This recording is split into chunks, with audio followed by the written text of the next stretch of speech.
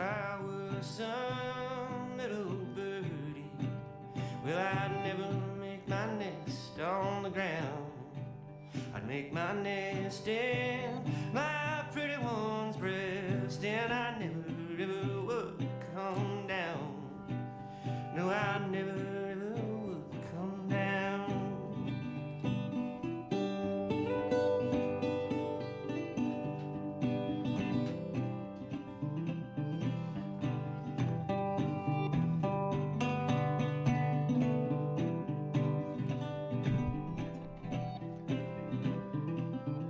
It's the 3rd of March today, the third day of the third month of the year. Good morning, good afternoon, good evening, whenever you're catching this episode of Real Talk. It's great to have you here. Ryan Jesperson with you. We're going to be checking in with Sarah Hoyles in just a little bit, keeping an eye on the stories that are making news today. Obviously, the lead story around the world is what's going on in Ukraine. And, of course, there's some dispute with regards to the advancements that Russian forces have made in a couple of Ukrainian cities in particular.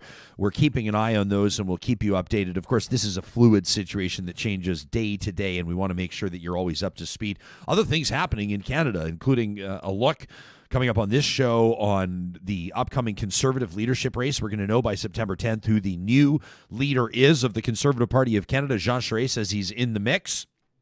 I'm curious to hear from Conservatives that are either going to be watching or listening to this show live. Maybe you're streaming us on the Mixlr audio app. Maybe you're hearing this later. You can send us your emails on what you think of the state of that race, the names you'd like to see involved. Are you inspired yet to this point? Do you like the direction the party's going? Are you starting to imagine what the party might look like under a new leader and what its priorities might be? That's a conversation, of course, that will go through this summer. And, of course, we'll see those leadership campaigns ramping up. I've also just hit send about 10 minutes ago on an email to our Patreon supporters. We've just got in our top line report from our friends at Y Station, our research and strategy partners. You know, they compile our Get Real question of the week every single week. And the hundreds of you that chime in on it, we really appreciate it. Last week, we asked you for your thoughts on basically what was going on across Canada. And even beyond. I mean, there's that convoy happening in the United States right now, making its way. They're 3 days away from Washington, D.C. They say they'll be there on the 6th.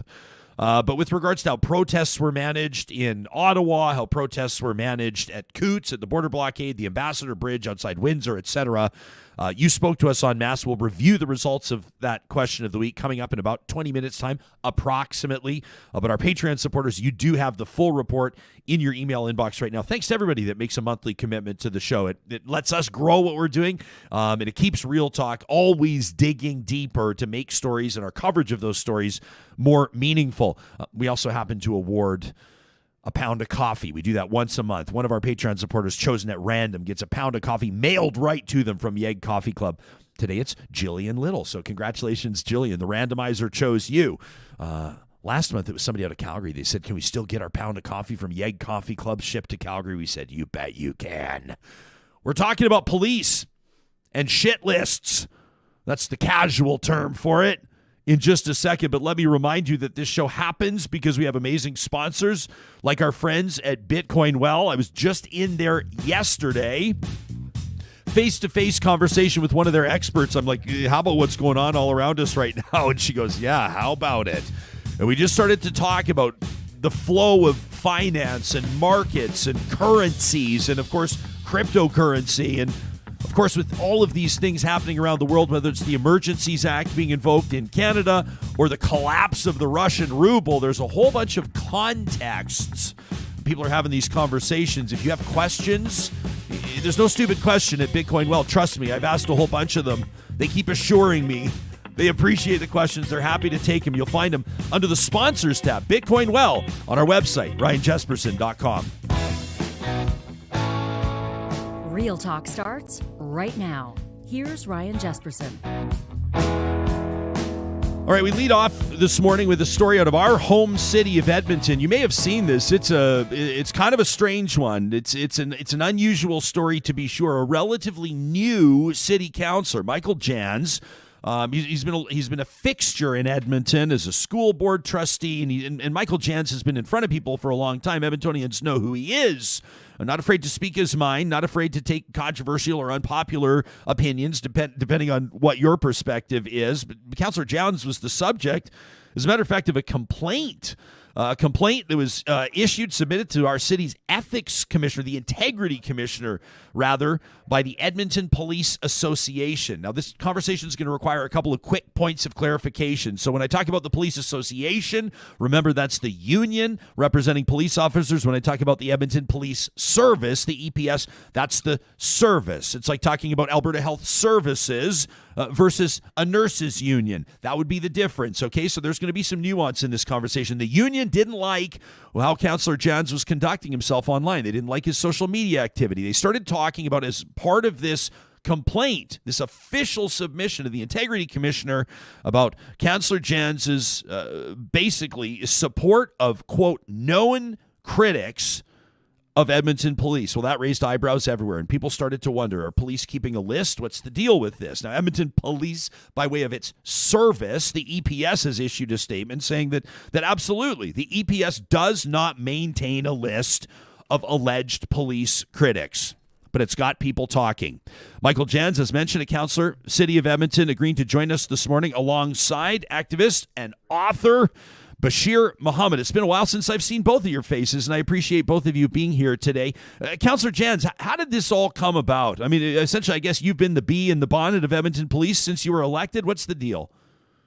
You know, it's interesting. I haven't at all. I've just asked some really reasonable questions, like a quarter of our tax bill is going towards the police. What are we getting for it, and can we know more about it? Or questions about misconduct, police brutality. These are very reasonable questions. So you can imagine how stunned I was that the union took umbrage with a few tweets. Was there any correspondence between you and Staff Sergeant Michael Elliott from the EPA ahead of this submission, this complaint issued to the Integrity Commissioner? Did he reach out to you? Did he say, Councillor, can we talk about this? What's the issue?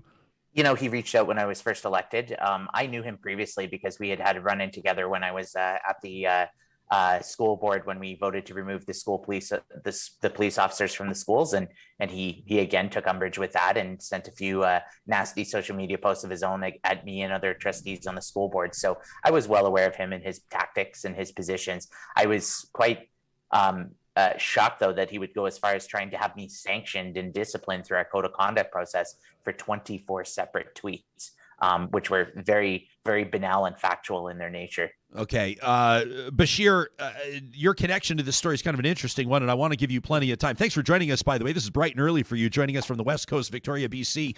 But Bashir, you tweeted just a couple of days ago, you say, last night I was notified that I am on a list of known critics maintained by Edmonton police officers. You say this surveillance is disturbing, represents an extremely dangerous precedent.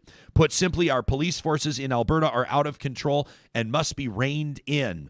How do you know you're on this list? Who told you? How do you know the list exists? Well, I got the report that was sent out by Taproot Edmonton, and in that report, it actually lays out every single tweet that is seen as concerning. And within that list, I'm listed as a known critic. When it comes down to this debate about whether or not it's a list, I find it interesting because if you read the report, they literally took people that they saw a suspect, put it into a cell format, and put us down on a list. So we can argue about if it's a list or not or whatever, but the fact is they have a certain amount of people that they see as dangerous, as critical, and they do not think that we should be engaging with or associating with our elected officials. So to me, that's very concerning, mostly because I'm pretty mild with my criticism. If you know me, I do a lot of police research, police data. I haven't really done anything in the last couple of years, actually. I've been posted to Victoria. I'm a naval officer. So I thought it was interesting that I'm basically a has-been. So I thought it was interesting that my mild criticism was enough to be on this list. And to me, that's concerning. It should put a chill on anyone who's critical on policing, and it should show that this institution needs to be fundamentally changed within our province and our city. Councillor Janz, how did you first process or how did you first react to this complaint that was filed? And what's your attitude now that the Integrity Commissioner has essentially exonerated you, dismissing these allegations by the EPA president?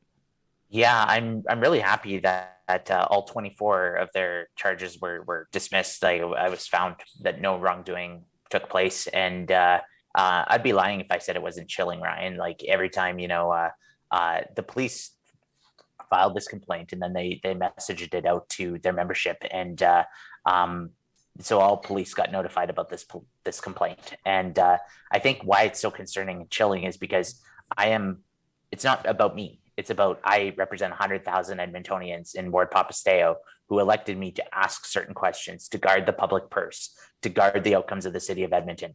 And when I feel like I have to second guess every time I'm going to speak or tweet or think, can I ask this question? Will I get disciplined for this question? Is this something I'm allowed to say? It puts a chill on me and other councillors. They were trying to make an example of me early on, not just in Edmonton, but to elected officials around Alberta, that you cannot ask legitimate questions about a service that we're all responsible for. So I agree with Bashir. This is about good governance and answering very reasonable questions. And they were clearly hostile to that. So, Bashir, how do you move forward in this context? I mean, you tweeted this just on the 28th of February. That was just a few days ago. You've had some time to think about it, though. I mean, do you have a response planned here? I mean, do you intend to initiate contact with the EPA? Is this something that you're talking to legal representation about? I mean, where are you at right now? I mean, I'll probably reach out and just be like, hey, what's going on? This is pretty messed up. But in terms of where I see the next steps, I think we fundamentally entered a new era in how we talk about policing in Alberta. The criticism and oversight that Michael Janz has provided on the Edmonton Police Service, I've never seen that before. I've been doing this stuff since I was 17. I'm 27 now, so it's been a decade, and this is the first time I've seen a politician willing to be this critical of policing and actually making substantial progress. For example, there was a whole police plane he exposed. Someone who's willing to talk about things like how, last week Edmonton Police killed an innocent bystander and we still don't know that person's name, and how that should be unacceptable. So to me, yeah, I'll probably reach out and see what's going on. But I think the important thing here for people to understand going forward is we've now reached a new phase in how we talk about policing. There's a desire, I think, within the general public for policing to be reformed and changed. And Michael Janz and hopefully other city councillors like him represent this, I feel like, new moment where we're no longer afraid to put police under a microscope. Unfortunately, it does lead to surveillance. We've seen this in Lethbridge with Shannon Phillips. We've seen this even a couple decades ago with conservatives like Heather Reid. Yeah. So, I in terms of next steps, I think that's where I see Edmonton and this debate going. Yeah, so I mean, if you're listening to this from elsewhere in the country, Bashir's referencing obviously former government minister. She's still an MLA out of Lethbridge, Shannon Phillips, who was unquestionably surveilled and harassed, quite frankly, by Lethbridge police officers. That Lethbridge Police Service, I think, was widely acknowledged to be one that has some real rot at its core. I don't think that's a controversial statement to make, and it's certainly not a partisan statement.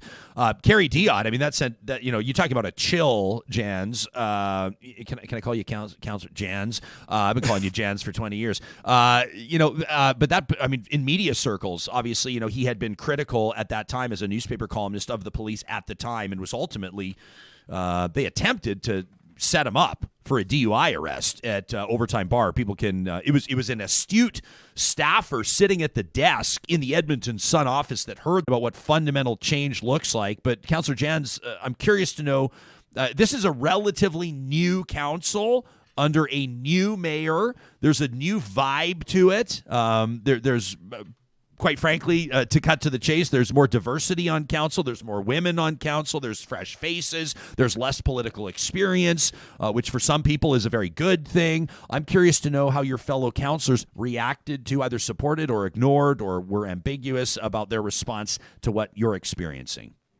First of all, I had to grin when you were talking about Shannon Phillips, because I retweeted an article saying what had happened to Shannon Phillips. And that was one of the code of conduct complaints that they put in against me too, that I shouldn't be criticizing what the police were doing to Shannon Phillips. So I'll leave that one with your listeners for a moment. I would say the new council is very receptive, and Bashir is very kind that he's crediting me with this, but it's not. It's conservatives, it's liberals. We've entered a new era where I think people are asking. The police for so long had been untouchable, and we in Edmonton pay the second highest cost for policing across Canada per capita. And I think people are looking at their tax bill and saying, wait a minute, there was the tanks, there's the helicopters, there's the planes, there's the highest cost per unit cost for policing. There's all these other pieces that are just now becoming open for debate. And last council kind of cracked this open following the murder of George Floyd with this report called Safer for All. They had a number of experts from around the community come together and share what needs to be done to reform policing. Our council is merely just following those steps. So I'm getting targeted, but really I'm just continuing the work of many before me, and will continue to do so. I know that both of you will know, because I've known both of you for a long time. I'm asking this question sincerely. I'm not trying to stir the pot. I'm not being the devil's advocate, but we look at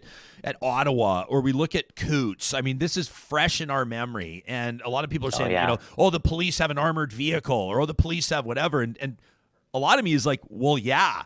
I don't necessarily see what the problem is. I understand, and Bashir, you've always been gracious and helped me understand different perspectives. I understand that not everyone will feel that way. I understand that we don't necessarily. I mean, we have fascinating question of the week results I'm going to present after I talk to you guys. A lot of real talkers are kind of like, we wanted to see cops be harder on the protesters in Coots. We wanted to see more force applied, and I'm going, oh boy, because we kind of wonder.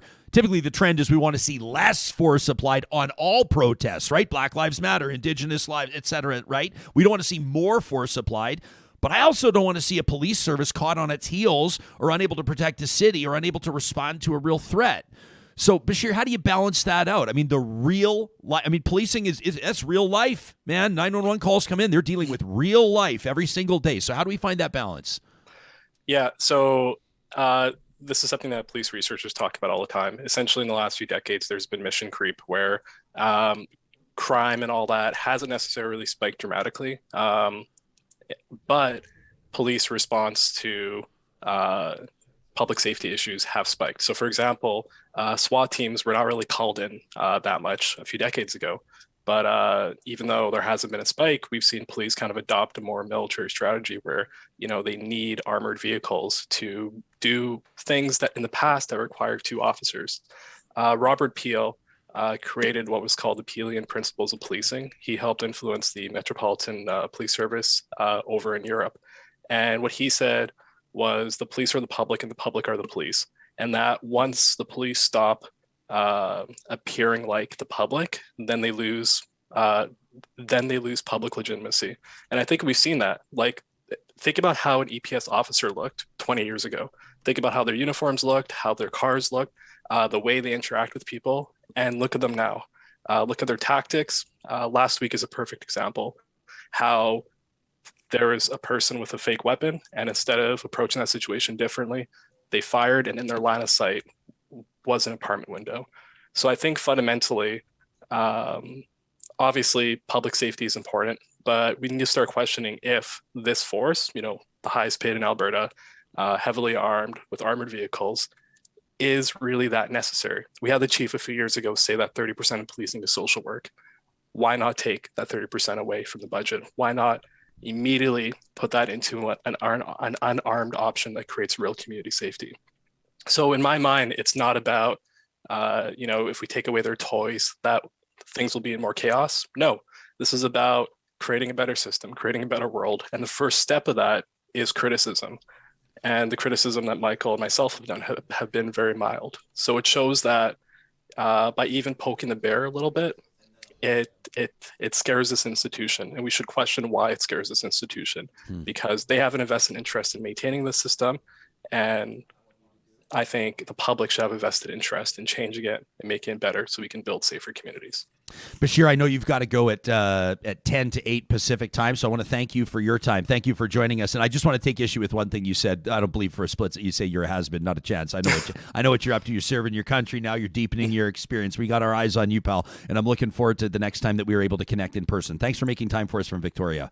Councillor, don't go anywhere. Okay, that's Bashir Mohamed that's been hanging out with us. I want to keep Michael Janz around for a little bit, for a couple more minutes. I have questions for him. We got to respect Bashir's time, though. You're not messing around with the naval officers, right? They got to go. They got to go. You know how that. I don't want to wind up on the Navy's shit list, Janz.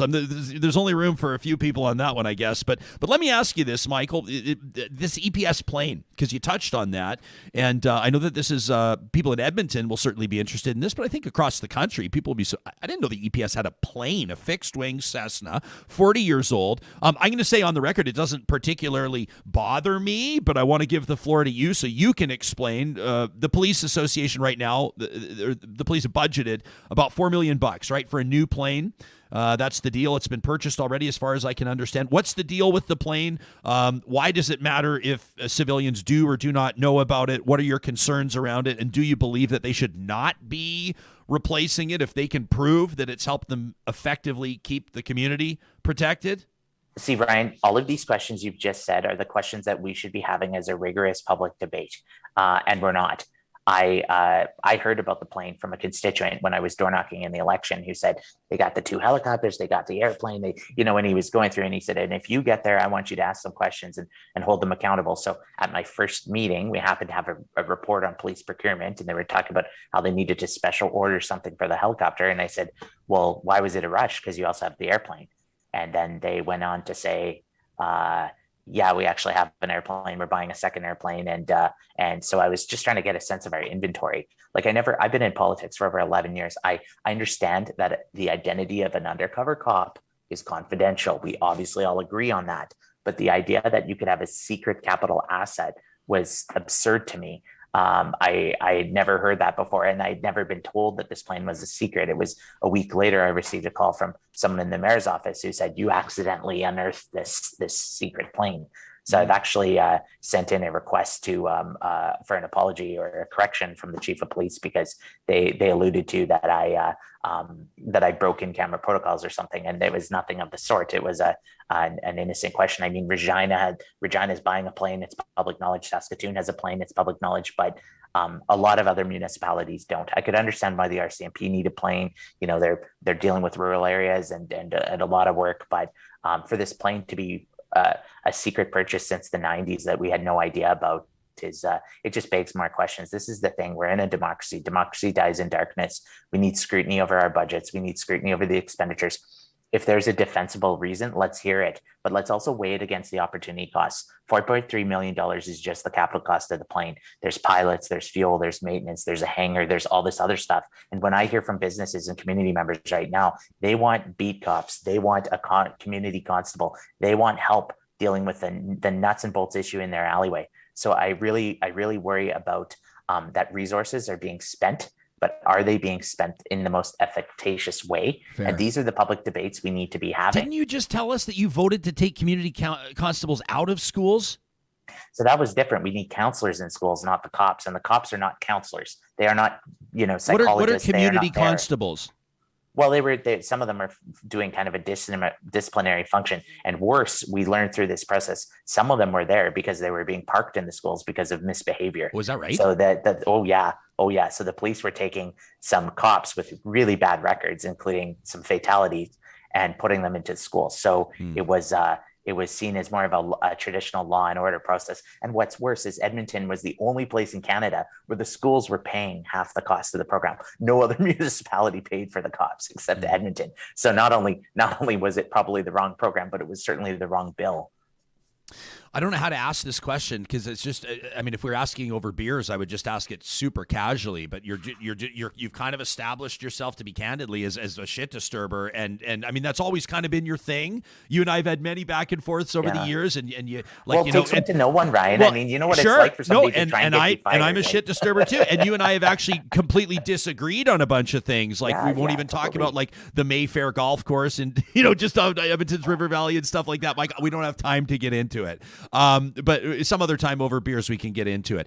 But I'm just curious to know like where you see this all going. Like you're a dog on a bone right now, right? Yep. And you've got this. The integrity commissioner's already involved. You've been a city councillor for like 3.5 months or something like that. Now you're demanding an apology from the chief of police. And when I look at how this is trending, I'm just curious to know sort of. And here's where I don't know how to ask the question, but like, how does this all wind up? Yeah, well, I was elected to do a job, and if you looked at the emails that I've been getting from people who are mad at the honking and mad at the truckers, really my voice is quite mild compared to what I'm hearing from the general public. There's 3 areas that we need to focus on in terms of building a police service that we can all be proud of, which I think is all of our goal. It's about cost, it's about conduct, and it's about the idea of tasking, about what is the right job at the right time for the police going forward. I think that I've learned through my work that you cannot, when there's false allegations they're made about you, you can't let those settle. You have to get a correction, and that's just part of the job. When there's tough work to be done, you can't shy away from asking those questions. And in general, when things get out into the sunlight and people can have a frank conversation about it, we get to better outcomes. Having public debates is how these things should be settled. Whether we're talking about the purchases of trucks or bullets, or how should we reform police misconduct, given some of the concerns Edmontonians are expressing. I think the police have just been not used to sort of a level of scrutiny before in public. So this feels very adversarial, but really when, I can ask these questions about snow removal, I can ask these questions about the fire department, and it's not only me, it's my other councillors, it's the mayor, it's others. These are very, very reasonable debates. You talk about the honking and the convoys and all that jazz. And I talked to one of the organizers of a counter protest. Emma Jackson was on the show after Edmonton's River Valley Road was blocked for just about, I think it was about 45 minutes, maybe it was an hour, something like that. Cyclists and pedestrians blocked the access to the road and said, you're not going to run your trucks through here.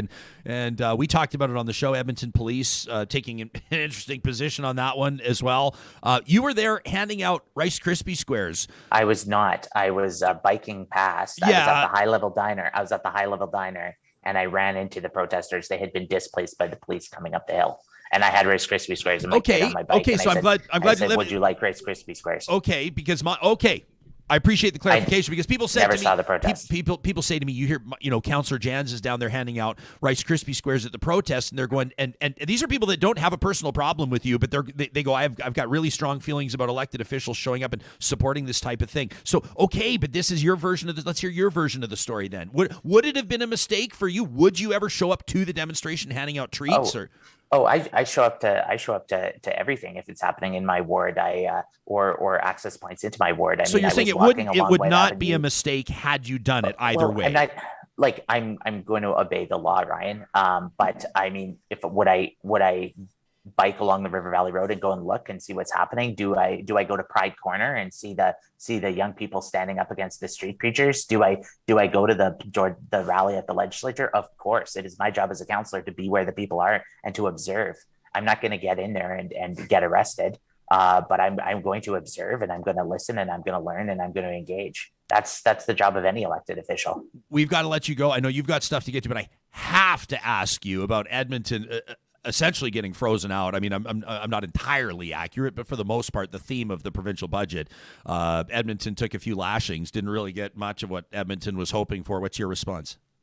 So he said it best. It's a slap in the face to Edmontonians. It's not about me or council. It's about a provincial government that frequently doesn't care about cities, Calgary or Edmonton. So we didn't do well. Calgary didn't do much better. And we can't have that going forward. We know that we're the economic driver of this province, and if we're going to have a future that is the kind of place where you and I both want to raise all our children and our grandchildren, we need a different approach in a different direction, and we need those moderate voices in the UCP to change direction quickly, because this is not a good budget for any of us. It's cutting off your nose to spite your face. That's Edmonton City Councillor Michael Janz. We were trying to think back if you'd ever been on the show before, and we realized your appearance was actually during our Real Talk Patreon private New Year's Eve Zoom party coming up on a year and a half ago, I guess, or so. Yeah. Wow. Yeah. The pandemic. Hey, what a time. All right. Thanks for doing this. I appreciate it. Anytime. Yeah, you got it. Year and a half. It's like March 3rd. I'm just trying to fast forward till summer. I don't know. I appreciate Bashir Mohamed and Michael Janz joining us. I saw some chatter. I wasn't able to spend much time in our live chat. I apologize. I try to drop in when I can, but I saw some people. One of you said, gosh, Bashir was sure gracious in mentioning former Edmonton City Councillor and, for that matter, former Member of Parliament Carey Diot, considering their history. And Diot, I'm going off the top of my head on this one, but Carey Diot had essentially either threatened to sue Bashir Mohamed or had sued Bashir Mohamed. I'm trying to remember, trying to intimidate him for something that he had written, something that was critical, which was pretty rich coming from a former newspaper columnist himself, Carey Diot, who, of course, got smoked in the last federal election and, as far as we know, is now still unemployed. Can you feel the icing dripping off my tongue as I say those sweet words that Carey Diot is unemployed, losing that last election? Sorry, it's personal for me. I can't apologize for that. Let me tell you about something. I want to remind you that if you're hoping to have your outdoor space looking ready for entertaining, you want to get the whole family over, maybe there's a big birthday or an anniversary coming up this summer, you're hoping to have that beautiful interlocking brick patio. You can hear it already, the birch just crackling in your brand new fire pit, everybody sitting around in those Adirondack chairs as your smoker gets that brisket closer and closer to perfection. If you want that to happen in time for summer, you got to talk to Eden Landscaping now. They're bringing outdoor spaces to life. They have been for 20 plus years. You can get in touch with them at landscapeedmonton.ca. If you're lucky enough to be heading out of town, getting somewhere hot, getting some sand between your toes, I recommend that you leave your car at Edmonton's International Airport at Jet Set Parking. And if you're doing it, you've got to make sure you book ahead of time. We got an email yesterday from Wes, from Real Talker Wes, who said, what's the promo code again for Jet Set Parking? I emailed him back, Wes, it's Real Talk. That gets you parking for $7 a day, and you can advance book all the way through to the end of 2022. $7 a day parking at Edmonton International Airport at Jet Set Airport Parking with the promo code Real Talk. And I've been introducing you this week to Infinity Healthcare. And we've been getting some interesting inquiries. One from someone in Saskatchewan yesterday who said, we are not happy with the quality of care that we're receiving, and we wonder if this might be a good fit. Now, we've already put that family in touch with Infinity Healthcare, but if you check out their website, you can link to it under the sponsors tab on our website, ryanjesperson.com, or just go to Infinity-8. That's the number 8, infinity-8.ca. You can learn more about AHS self-managed care. A lot of people believe that if you require home care services, that Alberta Health Services is the only funded option, but that is not the case. You can allocate your publicly funded home care dollars to the provider of your choice. Why not make it Infinity Healthcare? They endeavor to find the perfect fit every time. You can find them again under the sponsors tab on our website.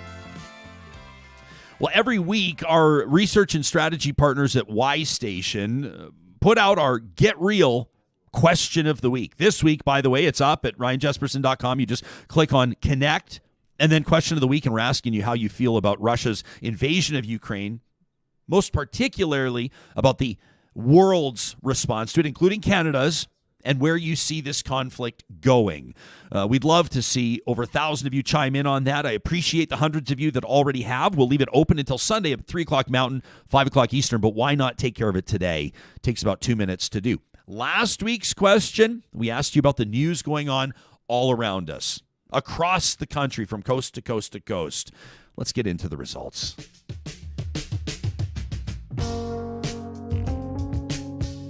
These results presented by our friends at Y Station. Let's get to some of these top-level findings. 50% of you, half of you that responded, felt that the Ottawa protests were the result of many different groups failing to act, not just police. In other words, half of you polled said this does not belong to hang on the shoulders of the Ottawa police and police alone.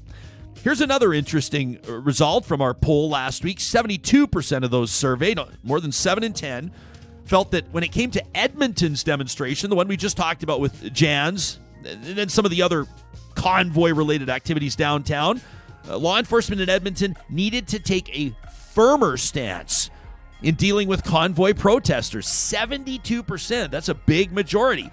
wanted to see firmer police action. Here's another interesting finding. More than half of you, 54% of Real Talkers surveyed, believed that when it came to the federal government's action, invoking the Emergencies Act was necessary to address what you called terrorist action. 54%. So a majority, but I wouldn't call it a resounding majority.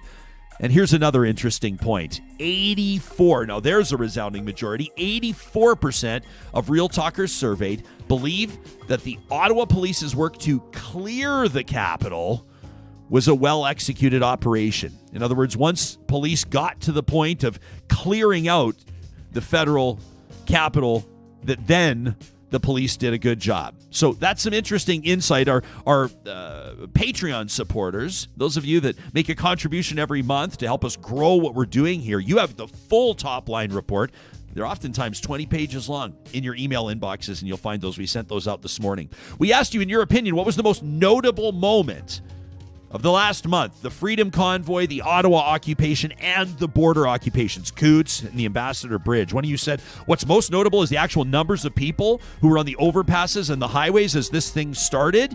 I believe people across Canada are completely fed up with the general state of polarized politics in this country. Another one of you said what struck you the most notable, the lack of action by provincial governments. I would agree with you. And not just one of them, a whole bunch of them. Another one of you said finding weapons and body armor in Coots. That was pretty notable. Another said watching the video of a truck rolling in, all the horn honking, in the back seat, a little child covering her ears. You see, I feel for all the children who were placed in this situation, this winter circus, which may have started out as fun, but they never had the chance or the choice to leave. And another one of you said when supporters of freedom desecrated the war memorial. It revealed that there was nothing peaceful nor respectful about this, and this certainly had nothing to do with freedoms. We appreciate those comments. One of you wrote in, by the way, to say that anybody who flies our flag upside down or marks hate symbols on it, swastikas or otherwise, or displays it alongside hate flags, does not warrant my support in any way.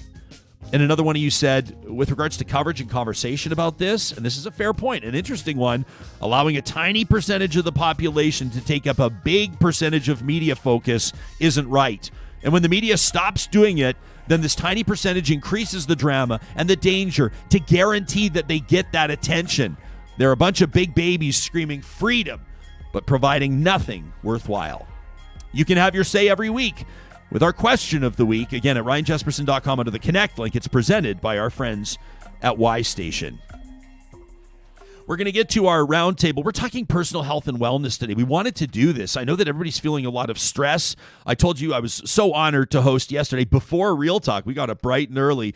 More than 500 people joined us from BC and Alberta, Manitoba, Ontario for the Mental Health Foundation's annual breakfast. It was a virtual event, of course. Next year, we're going to all be together in person. We're very much looking forward to it. But through the course of that conversation, Victoria Maxwell, the keynote speaker, you remember she joined us, the bipolar princess, she calls herself, the wellness warrior, on the show last week. She delivered just an amazing keynote.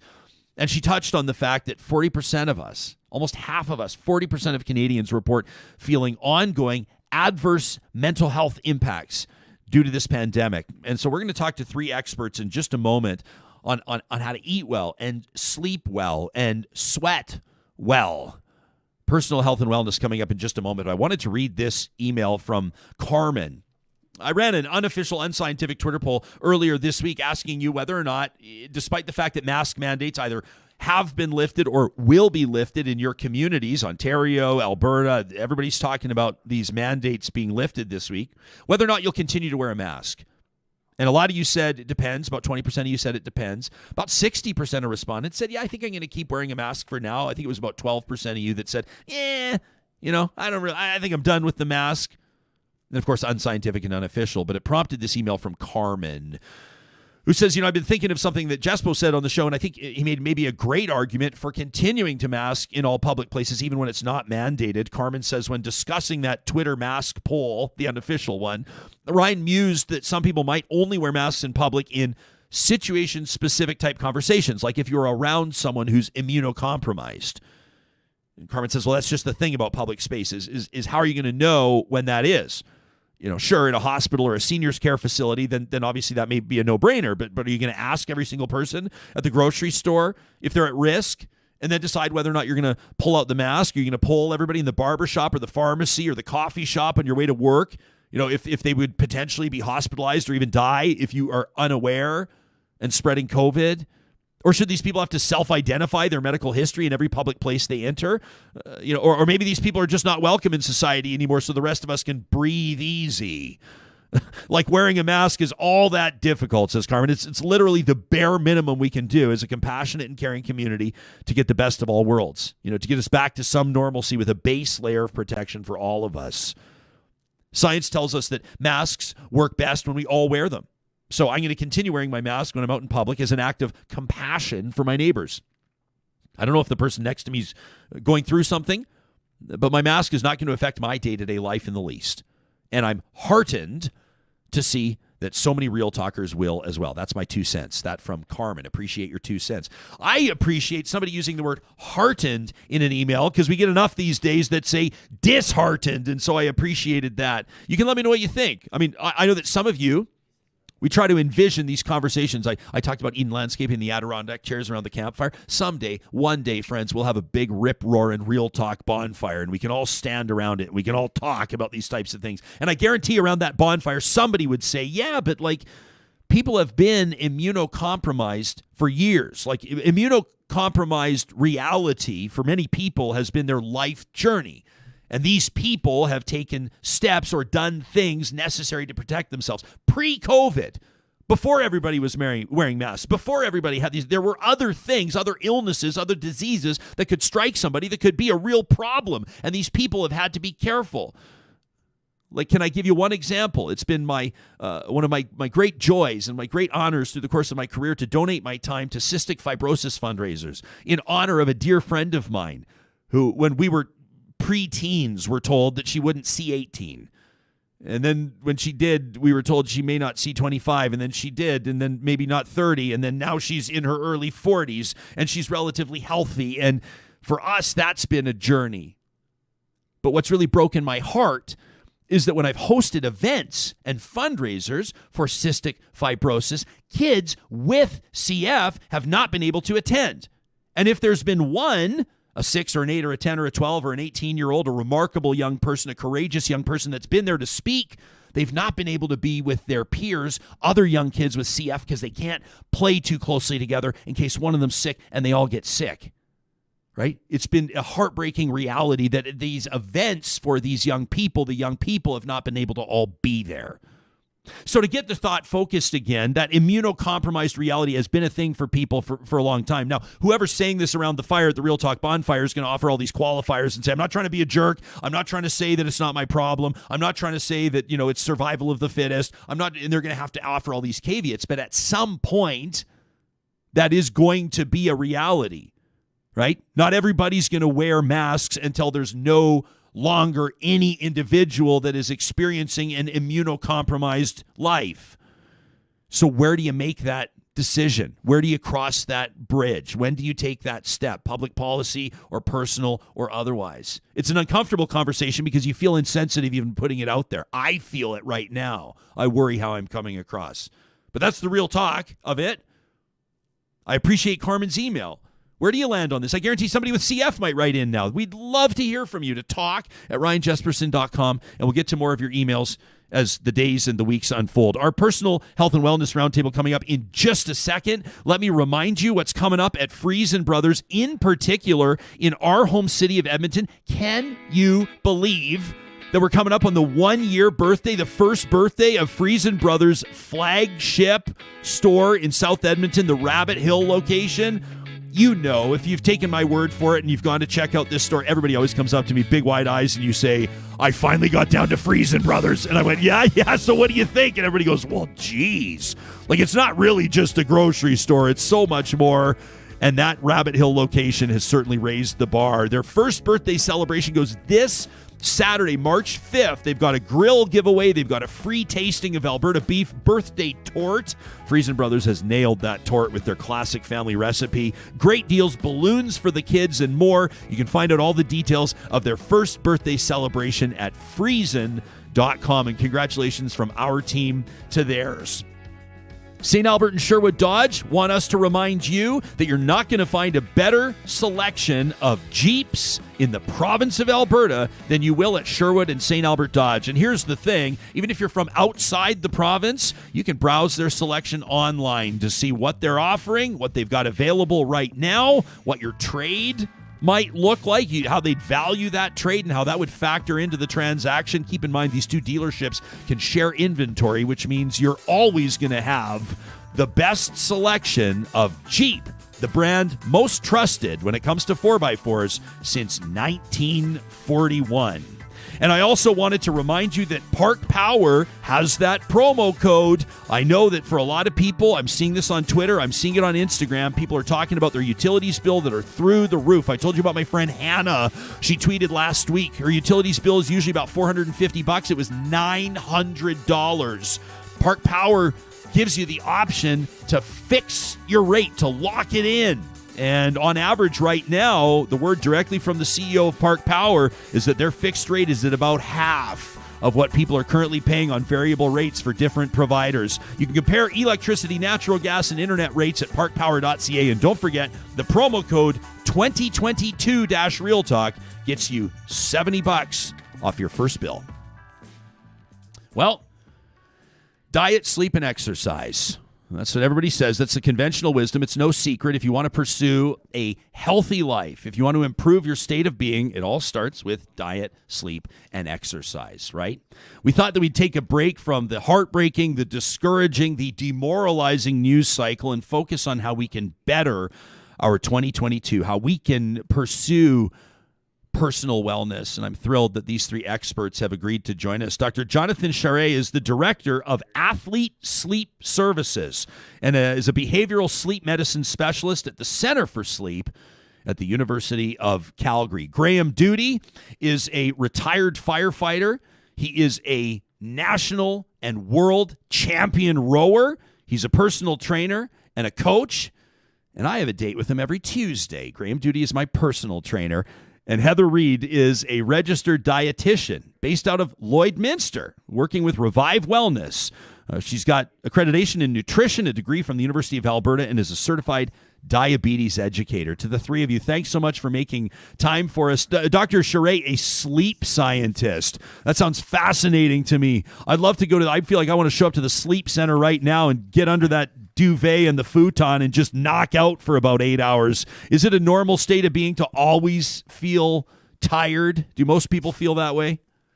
I hope not. I surely hope some of you guys are feeling refreshed at some point during your week. But of course, that's why we're here at the Center for Sleep. If you do feel tired and fatigued and you have the impression you don't sleep enough, we're more than happy to see you guys. But no, feeling tired every day, maybe that's a yellow flag you should pay attention to.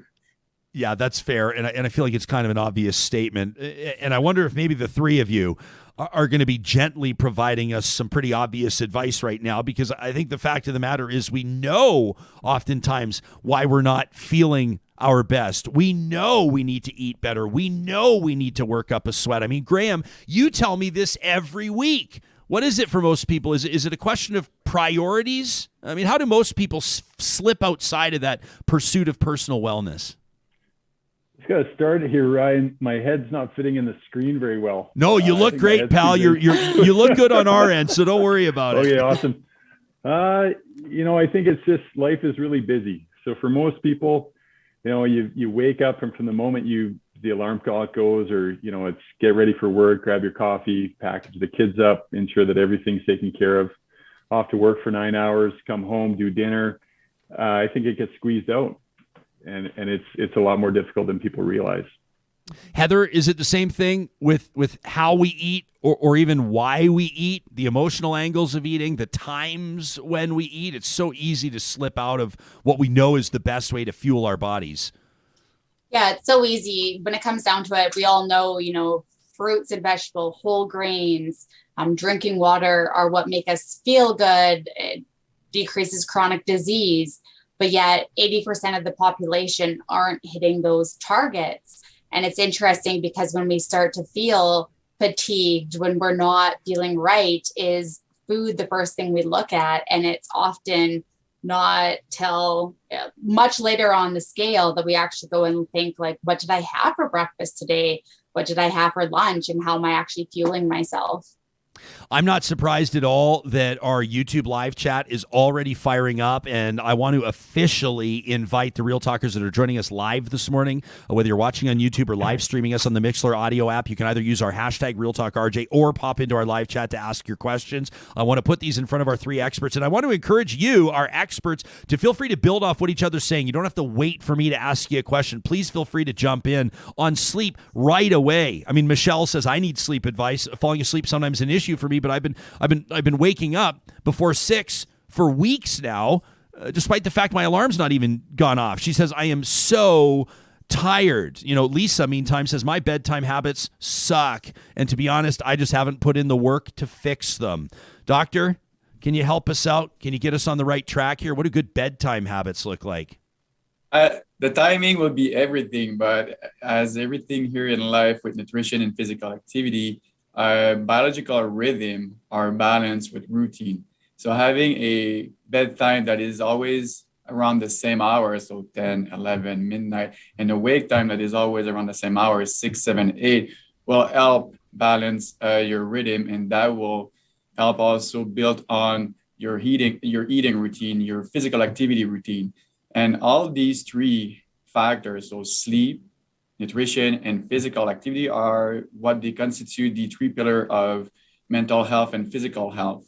And in terms of sleep, it's important to make the distinction between, am I sleepy or am I tired? If someone believes that the best hour of sleep are before midnight, they are greatly mistaken. The idea is to go to bed when you are sleepy, not when you are only tired. Always remember, your brain sleeps, not your body. Your body may be tired, but you may be wired. So the question I would have to ask that individual is, when you hit the bed, do you think you can initiate sleep within half an hour, or are you only tired and still running the hamster? Well, we had another audience member say, is it a bad thing that I am asleep almost the minute my head hits the pillow, asleep within 10 minutes every time? I would say I'm asleep within 90 seconds of my head hitting the pillow. Is that good or bad?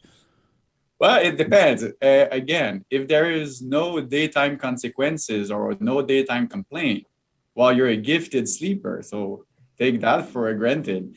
However, if you always hit the pillow at any given time during the day and you do always fall asleep, well, again, maybe that should be considered a little yellow flag, and you should talk about this with your family doctor. You could have a primary sleep disorder underlying this. Graham, I mentioned that you work and you've done a lot of amazing work as a personal trainer, but you're also a coach. You coach people's well outside of their exercise routine. So when it comes to like that general state of wellness and the fit that exercise has there, I heard one of my favorite actors of all time, Matthew McConaughey. I told you his sage advice. Somebody asked him, "How do you look the way you look, or how do you maintain health with a very busy schedule?" He said, "I just work up a sweat once a day." Like that's pretty much what he focuses on. Do you have like a sort of a mantra, or do you have something that you follow that keeps you on track or that's worked for clients of yours? Yeah, thanks, Jess. So movement every day is beneficial. I operate from the place of we're happier, we're better when we're active and we're physical. I do have to say now at this stage, if you ask me which three matter the most in the order of priority, sleep, nutrition, and exercise, hands down. And that's flipped. So 15 years ago, 10 years ago, it would have been training and then sleep and then food, then sleep. So I think in general, that's part of my mantra. That's part of my overall philosophy is sleep. Get that sleep, do what you can to train yourself to sleep well, eat well. But I'm a huge advocate of moving every day, and everybody's lifestyle is different. So coming from a fire background, it's one thing for me to sit and tell somebody as a trainer, listen, lock it into your routine. So whether you'll make 9:15 daily work, 9:15 till 11:30 is your 75 minutes allotted to training. And somebody says, well, yeah, but I come off a night shift. I may or may not have had a chance to rest. I go home and grab the kids. So I think it's really a matter of how is it going to work for you in line with what you want to achieve? For me, I'm fortunate. I work in this field, so I have the ability to be with people, train throughout the day. I have that luxury, but my mantra is essentially to go back to that, figure out a way to move almost daily. I always love the videos seeing like if it's like maybe like a mom at home and she's got a little baby and she's like using the baby to do her bench presses, or she's using the baby to do her stomach crunches, or you got like, you know, some guy in the backyard and he's got, I mean, I guess when you slap a brand on it, it becomes sort of a marketable fitness technique, Graham, but people just flipping tires around or using ropes and stuff all around them. Has the ethos of training or the ethos of physical activity really changed? I mean, is it more accessible to people these days as we learn more about how we can get our bodies to move well? It is. I think there's a misconception that we need a lot. So we need to have the perfect gym. We need to have the perfect membership, whatever's on trend at that point. You name it, spin, CrossFit, you know, gymnastics training, endurance, triathlon, OCR. I think it's really fun to do more with less. So in fact, even this morning, being with somebody, we use one kettlebell the whole session. So meaning you can do a lot with very little. You can turn a whole workout into just with one small piece of equipment or without anything. I do think coaching has a real place. So if that doesn't make any sense to you, you can hire somebody or get some help, and they can open up your world to what is possible. And we often overcomplicate things inside fitness. Heather, I know that, well, I shouldn't say I know. Let me say I think I have observed that in your line of work, diet is a bit of a dirty word. Not in the context of diet, sleep, and exercise, but when people say they're on a diet. Is diet a dirty word? So if you look at the definition of diet, that just means what you're currently eating. But how people perceive the word of diet, then yes, because they think that they're removing things and they have to follow a certain way of eating and they're counting everything they eat. So yes, I would tend to agree with you that diet then is perceived as a negative thing. So for sure. So it's hard for you, I know right now, if I say, you know, can you give us good advice on what we should eat or how we should eat or when we should eat? You're probably going to go like, well, what's your routine? What's, you know, how does your metabolism work? And right. So where do you start with someone, or how does somebody start to determine what's best for them? So when it comes down to it, it's eating on a regular basis, making sure you have a protein at regular meals and snacks. A lot of Canadians don't get protein at breakfast. If you think of what we regularly eat at breakfast, cereal or toast and peanut butter, we're missing out on a good protein source. Then we might have a bit of protein at lunch, maybe a bit of deli meat in a salad or a bit of chicken. And then we sit down at supper and we have a big old sirloin steak or chicken breast, and you know what, this large chunk of protein, but that doesn't fuel us for the rest of the day. So that's where some of that fatigue comes in, that energy. We're doing lots of that movement. So that's one of the things that I look at first is, you know, what does that balance look like throughout the day? What are your eating habits? One of my mantras, you were talking about, like, what is one of your words of wisdom? So I kind of go by, if you wouldn't feed it to your children or your grandchildren, your nephews or nieces, don't feed it to yourself. So honor your body as much as you would honor a child's body. So all the fad diets that are out there, all the supplements, all the wacky things that people are doing to themselves, think about, would you feed that to a child? And people are like, no, like that would be unheard of.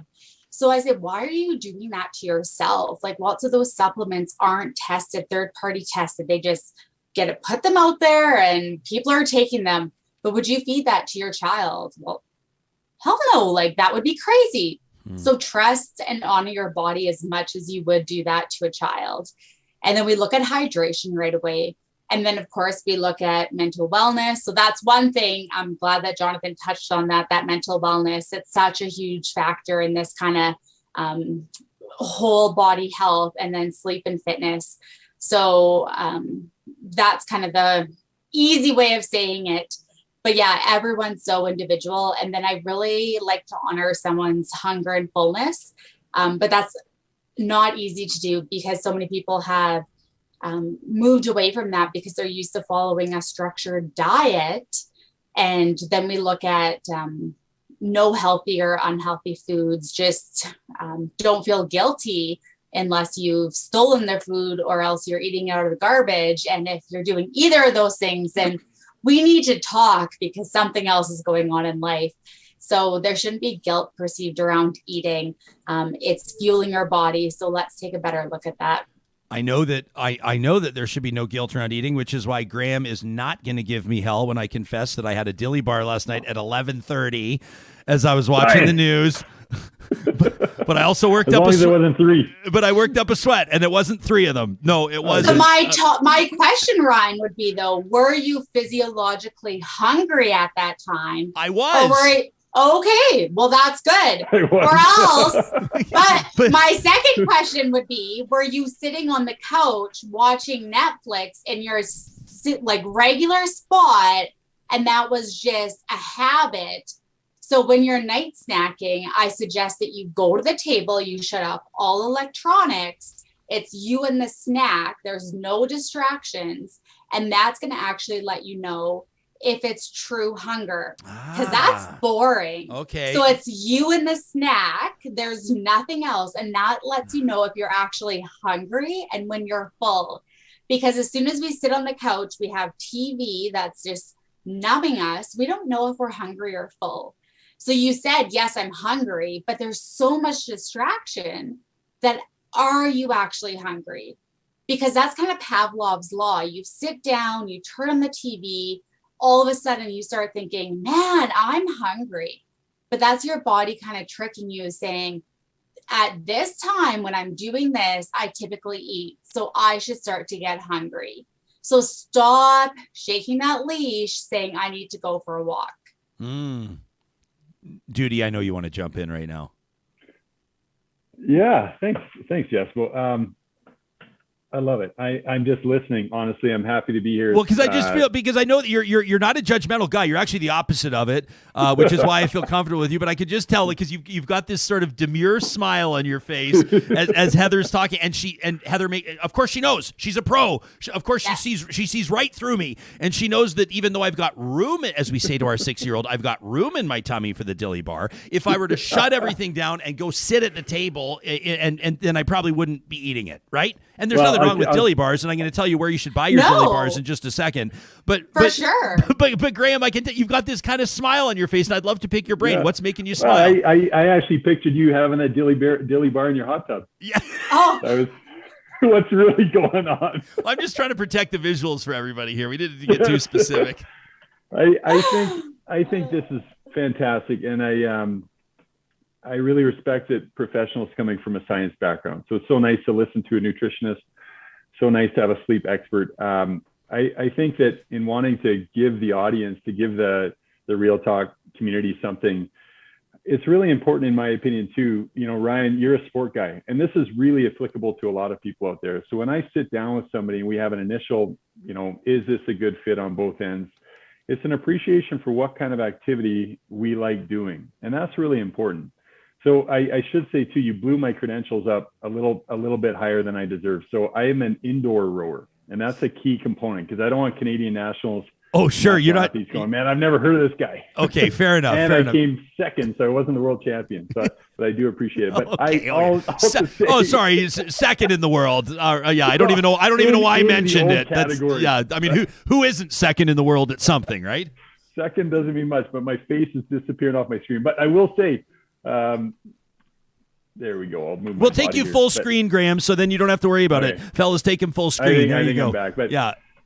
So to bring that back, when you and I sat down, we started working together about a year ago. It's what does Jeff really like doing? He likes to play basketball, likes to play hockey once or twice a week at night. You're not a guy that wants to go and lift every day of the week. You're not a guy that wants to go run trails. If the trainer assigns that to you, or you go and assign that to yourself, compliance is going to be nil. So I think it's really important when you assess for the Real Talk community, what do you like to do? How do you like to move and be fit? Incorporate more of that into your life. So if you know you love to be in a class, find a class. If you know you love to run, go running and ease into it. So when I said 75 minutes, 20 minutes, 10 minutes is better than nothing, and it's going to do a lot for you. And then it's going to kickstart some habits. If you like to lift and you don't know how to lift properly, be honest with yourself. Go find a coach, and find a coach that's going to gradually introduce you to the lifts that you want to learn. So I think that individualized component to fitness is really important. And I just want to make sure that I leave that with everybody. I want to give you a heads up, Heather. We're going to ask you about intermittent fasting in just a little bit. But I want to, I love how your eyes just lit up there. I'll say that for the people that are listening on the podcast. It was like, you just got this, sir. You're like, yeah, let's talk about that. But Dr. Charest, to you first. I noted, I was hosting a mental health breakfast yesterday, and the statistic was presented that 40%, it's almost half, 40% of Canadians, and I bet the number might actually be higher, are reporting adverse mental health effects from this pandemic. 2 years in, who could blame anybody? I mean, I would think it would almost be 100%, but I digress, 40%. And in each of your areas of expertise, I want to ask each of you how you think that in your field, you could counsel someone to address that. Now, that's not to take away from the fact I'm not pretending like, mental health issues can be fixed with carbohydrates or more proteins or something, or just sleep it off. I'm not naive, and I'm not trying to say that. But the three of you are experts. So, Dr. Charest, what would you say in the context of pursuing mental health and wellness? So one of the things that we saw occurring a lot with the pandemic is working remotely. Working remotely means working with a screen for an extended period of hours. And it also means no commute. So it means that you can wake up later, but you can also work later. And that means that you will spend more time behind the screen, which will have a detrimental impact on your sleep. More time behind the screen, which means a delayed bedtime because of the impact of blue light on your brain. And that delayed bedtime may lead to a sleep restriction or a sleep deprivation. And just to do a little segue on the nutrition at night, we know that if you are sleep deprived, you will activate your reward pathway in your brain, which is the dopaminergic pathway, and you will crave fat food, sugar food, and you will increase astronomically the number of calories you will in fact ingest at night if you are sleep deprived. So only by sleeping in a rhythm balance, so always having the same bedtime and wake time, you will decrease the food intake. So having said that, now you have a problem with sleep, which is tightly linked with depression, with anxiety, and then you eat more, you're getting fatter and less physically active. Now you also have a problem of maybe gaining weight that you were not expecting. So all of this will trickle down to, again, the three pillars of life. How's your sleep? Is your sleep in order? Is your sleep regular? That will then trickle down on, if you always wake up at the same time, you will typically always eat at the same time. And if you always eat at the same time and work at the same time, you will typically also engage in physical activity at the same time. Our rhythm needs to be balanced through a routine. I know a lot of individuals hate that word routine, but that's how the human brain works. You feed him, you sleep him, and you activate him at the same hour or around the same hour, and you will have success in your life, and you will drastically decrease the odds ratio of anxiety and depression. Graham, how about for you in the fitness context? Jess, I really see value in occasionally getting together with some people. So, we've gone into this isolated state. Some people are fitter than ever and more miserable than ever. And again, going back to our fitness being linked to our happiness, well, there's such a social component as well when we're physically active. And you can get into all the whys behind that, but all you need to do, in my opinion, is go and get together with people, whether you play, one night of sports a week, or whether you do the odd workout with a group or a person. And there's a connection there that happens. And that's the thing that I would bring to people right now, is if there's any way to connect while you're working out or while you're being active versus just being alone in your basement, I think there's big value there. Yeah, no kidding. Heather, how about you? I mean, when it comes to mental health and wellness, I don't know if a lot of people would think of a nutritional component to it, but that may be a huge part of your work, is it? Oh, for sure. When you think of eating, it does stem from mental wellness. We don't eat just for physiological. We eat when we're happy. We eat when we're sad. We eat when we're, just feeling blah. So when people were eating, or when they were working from home, they had access to their cupboards at all times. They were stressed out because they had children at home. I have 2 sets of twins, so I was stressed out because I had my children at home, and then I had access to my cupboards. So that's something that you have to deal with. And we did see the COVID-19. Some people joke about the freshman 15 of gaining that weight. There was the COVID-19 joke that a lot of people did gain that weight. And that's also mentally stressful on them.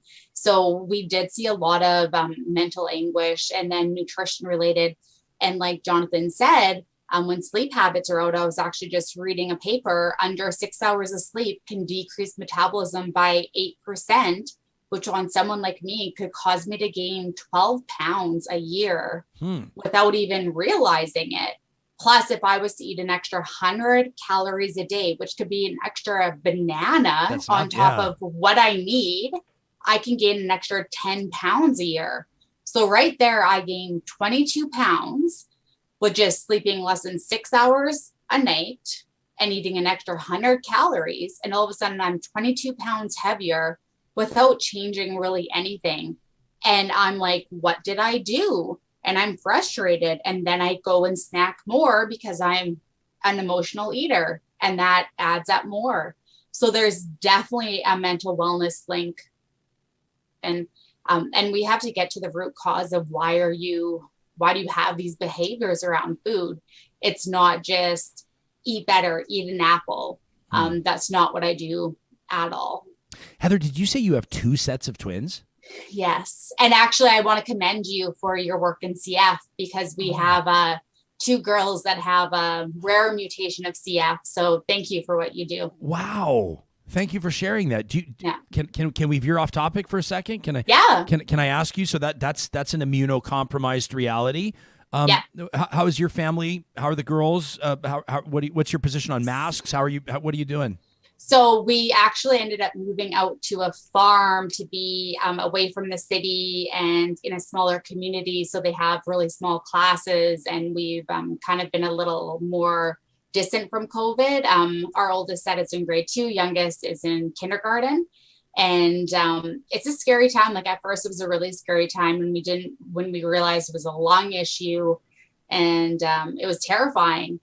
But we are just navigating, because of course they hear at school, you don't have to wear masks anymore. So how do you now tell twin 6-year-olds that you have to wear a mask when all your friends don't? Yeah. So we're taking it one day at a time. I'm giving them the freedom of, if you're not feeling well, if someone in the class has the sniffles or coughs, please put on your mask. They're very respectful with that because they know the consequences. So we're taking it just one day at a time. Okay. Heather, I do want to ask you about intermittent fasting. That was a specific question, and I know it obviously resonated with you. Is it Graham and I have chatted about it briefly, so I'll go to all 3 of you on that, because and then even the link on metabolism and sleep is fascinating, Dr. Charest, so we'll go there. But your take on intermittent fasting, maybe you can tee it up for our audience on what it is and your thoughts around it. So there's a whole lot of different definitions of what intermittent fasting is, and it speaks to, it affects people in different ways. So sometimes there's a 12-hour fast, a 16-hour fast. People will start eating at 10 or 12 p.m. For me, if it really works for you and you're feeling your best at it, there's research on either sides. With research, I always tend to look at who's funding the research paper, because that's where the research is going to be kind of skewed at. It's unfortunate to say, but you get that. And I'm sure Graham and Jonathan could comment on that as well. But the thing with intermittent fasting is I do have an issue with it of not getting those carbohydrates and protein in your brain right in the morning, and getting the body, breaking the fast, getting your brain actually functioning. So once again, I go back to your child. So breakfast is the number one meal of the day. You don't think as well. People's brain don't function as well. So we need those meals. We need those carbohydrates. So I'm a big, huge supporter of breakfast. But then if people stop eating at a certain time and they're physiologically hungry, they're not going to have a good sleep. So if their stomach's growling all night, they're once again going to be compromising their sleep.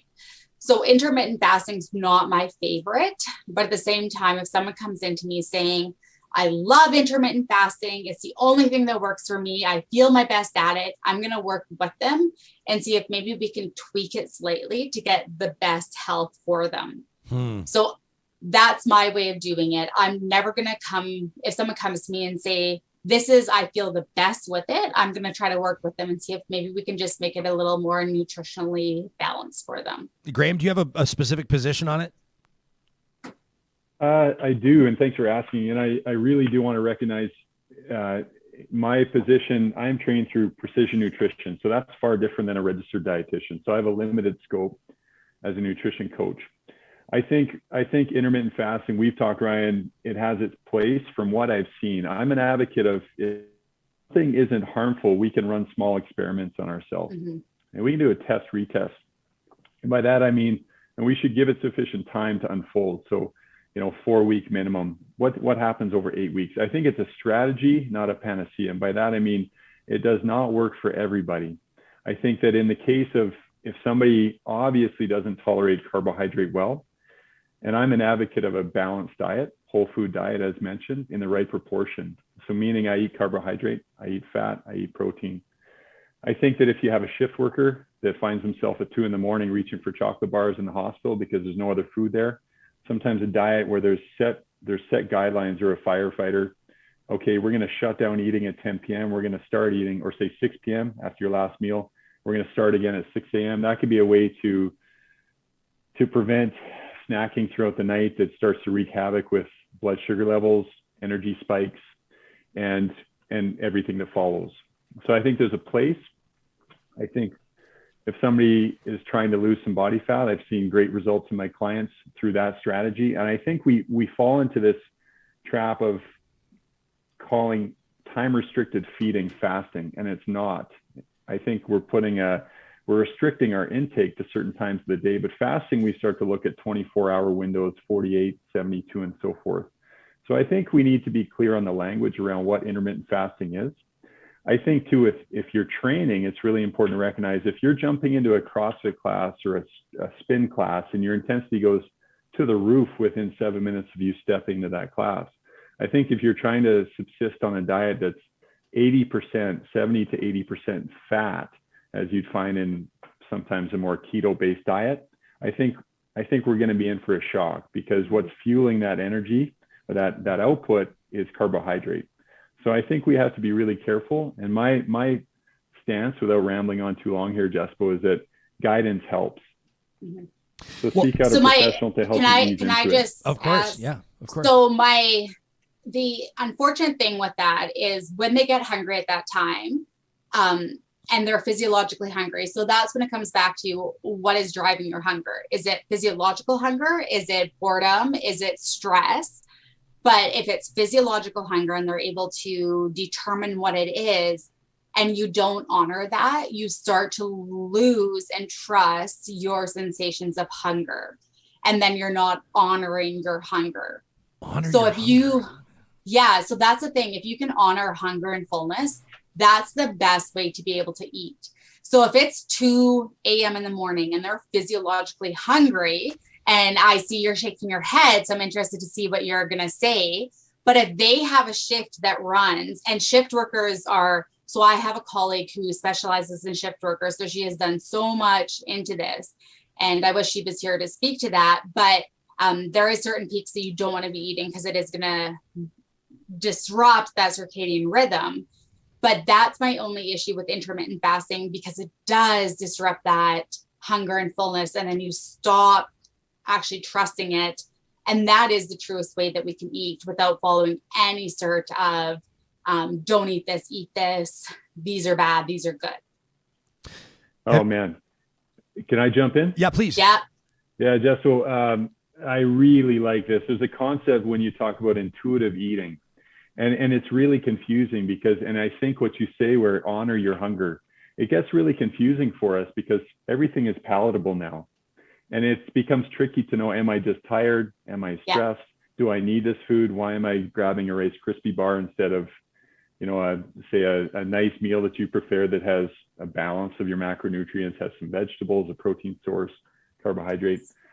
I think one of the biggest things we can do for ourselves is pack our lunch. And whether your lunchtime happens at 2 a.m. or whether it happens at 11:30 in the morning, pack your lunch. Give yourself a little bit of time in your habits, whether it's the night before or in the morning, it's going to do wonders for you. So that eating at night. Yeah, no, go ahead. Go ahead. I completely disagree with that based on science and research. Timing is everything. Your whole body is a giant clock composed of over 100 of little clock. And there's a very nice research now with shift worker that came out a couple of months ago. So you took firefighter, so you made them eat a normal meal throughout their night. So when they were hungry, you made them eat snack, or they didn't eat at all. So they went through the three protocol. Those who did not eat, when they drive back home, they were safe. Those who eat a full meal, speed variability, lane variability, and hazardous driving through the roof. And those who did eat snack in the middle, but were worse driver than those who did not eat. So to me, that's now not only honor your hunger, but also honor the safety of yourself and honor the safety of the other driving with you. So on that, now with shift worker, because we see a lot of firefighters, CPS, or Calgary police officer, and then we teach what it's called chrononutrition. When should you eat is more important than what you will eat. You can eat whatever you want at night. Your body is not meant to absorb food at night. Your clock is completely dysregulated if you eat at night. Whatever you want to eat, a banana, and trust me, because you are sleep deprived, you will not reach out a banana. And when you are sleep deprived, you will reach out that cookie, that chip, and that cake. So when we say that we are increasing our calorie intake, we are not increasing it by 100 calories. We are increasing it by over 125% if we sleep lower than 6 hours. And we increase it with specific nutrient. And I'm sure you've guessed it, it's not fruit and it's not veggies. So the point is, yes, I'm all for honoring your hunger, but timing is everything. Yeah. And human being, I mean, we are excellent at this, making simple things complicated. If we stop eating at 6:30, the normal time-ish, regardless of shift working, of course. So let's take a 9-to-5 worker. We eat at 6:30 and we wake up around 6:37. You already have your 12 to 13 hour break of fasting. So there is nothing such as intermittent fasting if you eat and sleep accordingly. And then for a shift worker, of course, you lay down the schedule and you shift the meal, but you want to make sure they don't eat between 11 and 7. Not a full meal, that is out of the question, not because of the safety issue on the road. And then you can negotiate, of course, with snacking. But this is a learning curve with every shift worker we have. So if you are hungry at 2 a.m., I want to know why you're hungry at 2 a.m. Physiologically or not physiologically, this is a health matter now. Heather, you know what? I know you want to jump in, and I want to give you that. Why don't I give you the last word to you? I just want to say I want to put you in contact with our shift worker specialist because she has so much more knowledge, and I'm not going to pretend that I know anything about shift workers. So I'm going to make that contact because she is the queen at that area. So you know what? For us, the mark of a phenomenal roundtable or an effective panel is one that just opens up a whole bunch of discussions, that puts a whole bunch of things on people's radar. It is not realistic for me to reach out to 3 experts. Like I saw a comment on our live chat. Somebody said, you need to get like each of these experts on for a one-on-one interview to talk to each of these people for an hour. And of course we could do that. But what we wanted to do was to get 3 informed, educated, experienced perspectives on personal health and wellness, and to get us pointed in the right direction or thinking of things we might not have otherwise considered, or in the case of how I feel sometimes, just to hit reset or hit the reminder button that we are worth it, that we need to pursue health and wellness, that we owe it to ourselves and to our loved ones, etc. I mean, have you trademarked Honor Your Hunger, by the way? I'm picturing that stamped on a hoodie. That's an amazing slogan, Honor Your Hunger. I don't know if you have, Heather, or not. You might want to do that today. Yeah.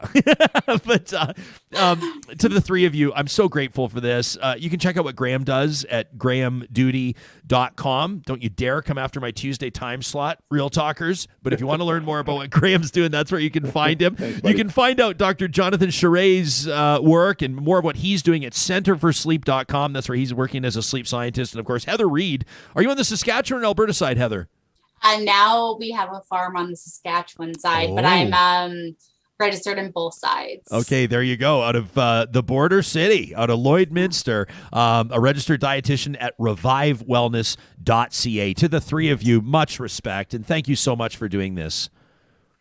Thank you. Appreciate it. Thank you for having us. Great conversation. I love that. And you know what I love in that conversation too, respectfully? Dr. Shrey, saying to us at the end, of course, thanks guys, we'll talk to you later.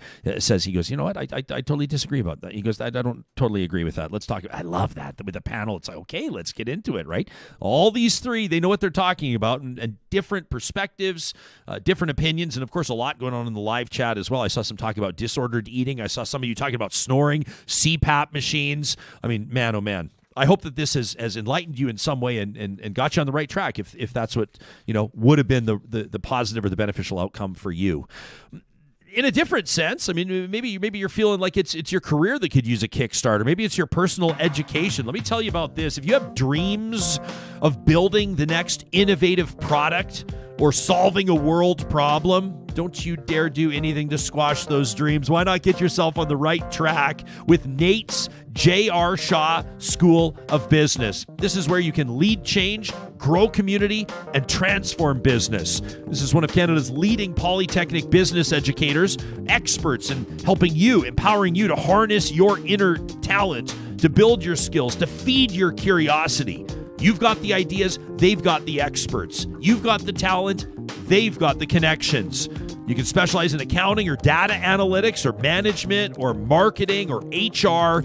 You can learn more at nate.ca. That's Nate's J.R. Shaw School of Business. Our friends at Local Environmental want to remind you that their business has been growing their footprint, their service provision across the prairies, Alberta and Saskatchewan, on an almost monthly basis. It's amazing to see them. They've taken over Calahoo Waste as an example. I know that's big for everybody in Sturgeon County. Check out their fresh new look at localenvironmental.ca. Whether you need a vacuum truck or fencing or portable toilets or water hauling, residential or industrial, commercial waste and recycling management, they do it all. Why not keep it local at localenvironmental.ca? We got a great email from Nicole earlier this morning about an interview I did yesterday. She's going to be part of Trash Talk, the feature tomorrow. That's presented by Local Environmental. Sarah Hoyle's the editorial producer of this show, is always keeping an eye on news as it develops. And while we're talking about things like police budgets in our home city, Sarah, or personal health and wellness, which quite frankly was a nice break, I guess, from the other world stuff happening around us, though I can't escape the live monitors in our studio, seeing the international response to this crisis in Ukraine. Everybody, of course, wanting to know up to the minute where we're at. The numbers of Ukrainians that have fled their home country now topping 1 million, it looks like. That's right. Yeah, the UN has announced that it is at least 1 million people from Ukraine have fled, and the numbers are only going to grow. So what does this mean? I mean, when it comes to, Canada and Canada's response, obviously we're going to be keeping an eye on what the federal government's announcing. Wasn't it interesting yesterday when we were talking about refugees and people's willingness to accept refugees or Canadians' desire to see how they can help? Pretty interesting to see even some real talkers chiming in with us saying our family would do something. Our family would love to help out here. The federal government's response is going to be one that, of course, we're keeping an eye on in days to come, and we're expecting an announcement. I saw that Canada's, the Prime Minister announcing will supply additional lethal aid to Ukraine, including rocket launchers, hand grenades. I mean, it's really wild. You get these behind-the-scenes videos, some of them obviously unverified, but these are civilians in Ukraine. These are like professional, like sort of white-collar type people, blue-collar type people, not soldiers necessarily. There's a whole bunch of soldiers, but these are just everyday folks. They're sitting here. I was playing hockey yesterday, Wednesday, skating with the fellas. I won't say what company it is. One of my buddies works in a big industrial services company. They've got 2 Ukrainian men that have been working with them, Sarah. They got their permanent residency here, or at least the ability to work here 5 years ago. He says they've just given their 2 weeks, and the company's fast tracking it for them. They're letting them go right away. They're on their way back to fight. These guys are leaving Canada. They're leaving their jobs in Canada. They're going back to Ukraine, in their words, to kill Russians. That's what they're doing. Wow. Yeah. I mean, he's telling me this. We're lacing up our skates. I'm like, I look at him. I go, for real? He goes, man, you would not believe the resolve that these guys are feeling. Like they've got good jobs. They're safe here, right? Doesn't matter to them. What matters to them, they got to be back there. I thought that's just one story, but that's an unbelievable story. That is an unbelievable story. Yeah. The courage, the resolve that so many folks are experiencing right now and showing is truly incredible. And to your point, that's exactly what is happening. Canada will be sending rocket launchers to Ukraine, and they will be streamlining the immigration process for immigrants. Not only that, it looks as though Russian forces have launched a new attack on a Ukrainian city that is guarded by, that has Europe's largest nuclear plant. So there's that. In the midst of all of that, Ukraine and Russia are meeting again today, right, at the border to hopefully talk and find some kind of resolution. I'm not sure what that could be. Yeah, it's not happening, right? Can we acknowledge that's not happening? I mean, yeah. I think they have to keep. I mean, maybe it's all an act. Maybe it's just they're going through those steps to show that they're trying. But yeah, the reality of it, something actually happening remains to be seen.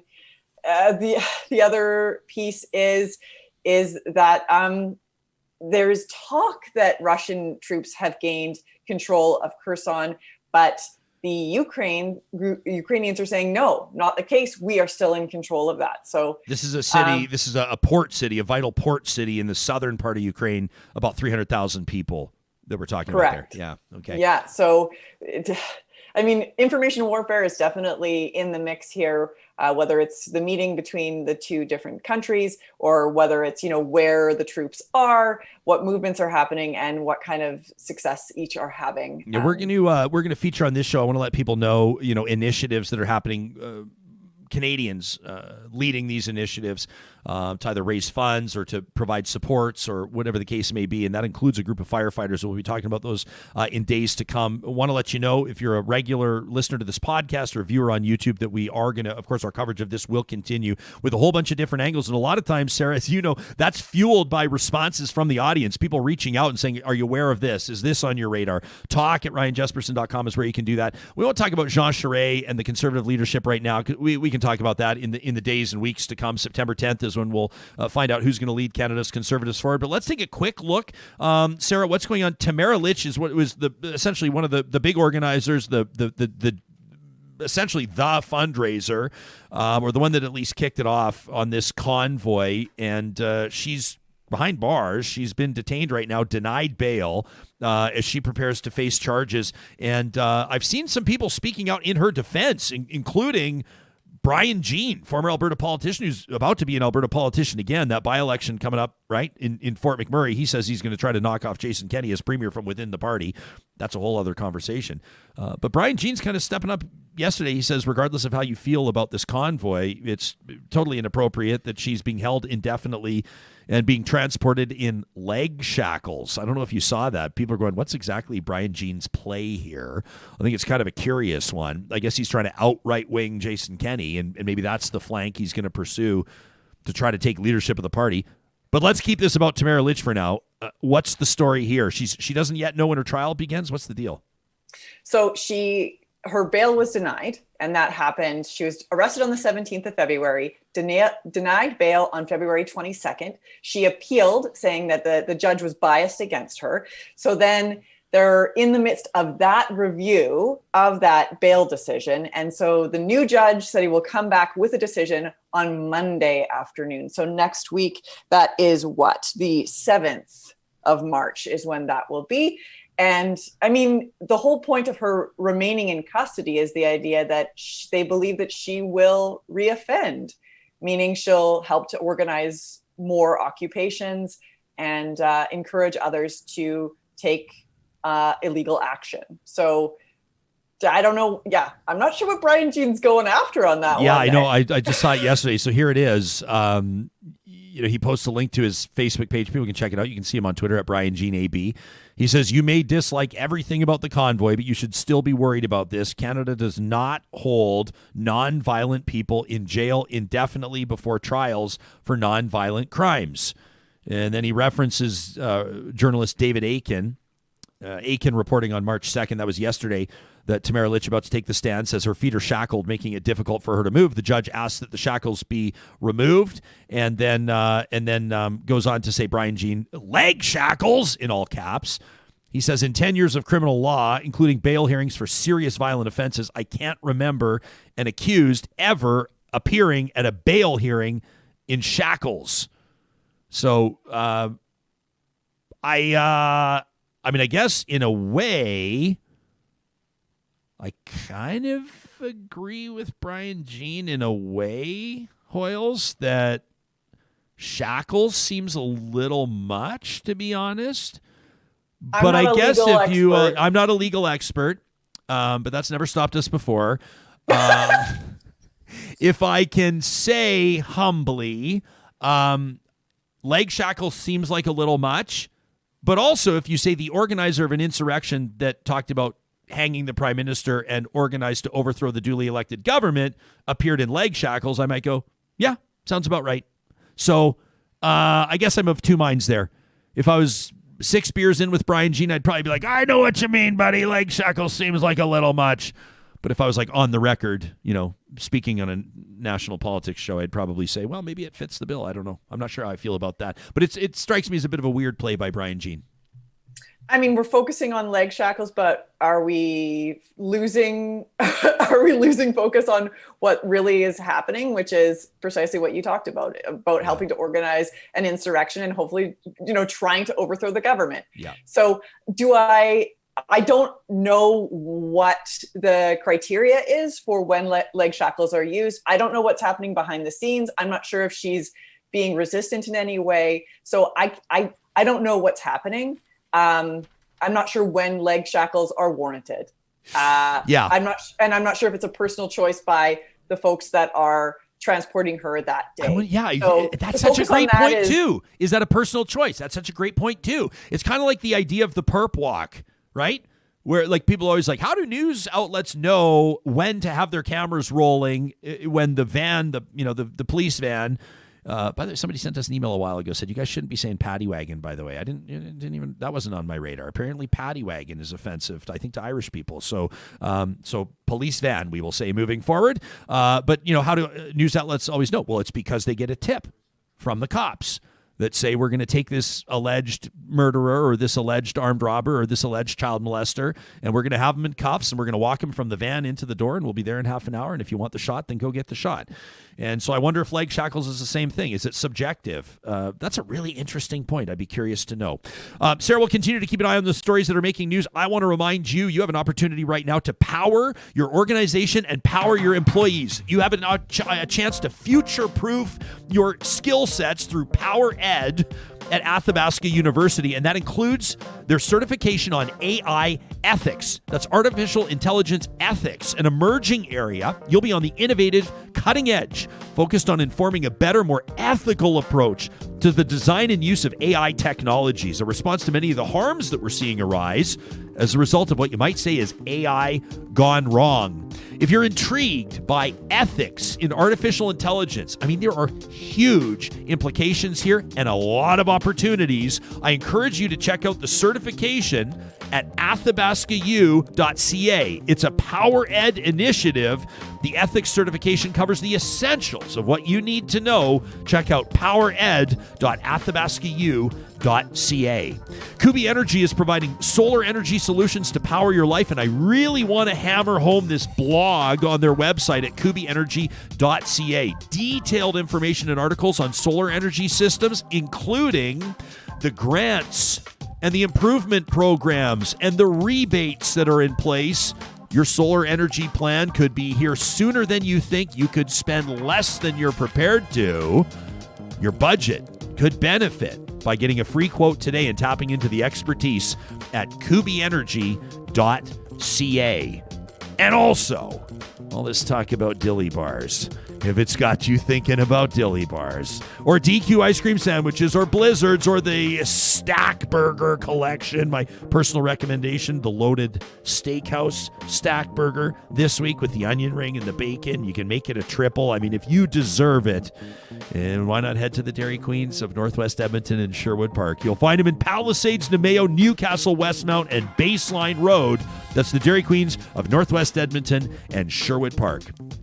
Man, has time ever flown this morning, right? These conversations happen. We get talking. The next thing you know, it's past time to sign off, though, Real Talkers, to be honest, we could hang out with you all day. Why don't we do this again tomorrow, shall we? Coming up on the show, we're going to talk to Dr. Sherilee Harper. She's a scientist, a public health associate at the U of A, one of the authors of that climate report. Plus, how to talk to your kids about war and other tough topics. That's our Real Talk Roundtable coming up on Friday's edition of the show. We'll talk to you then. The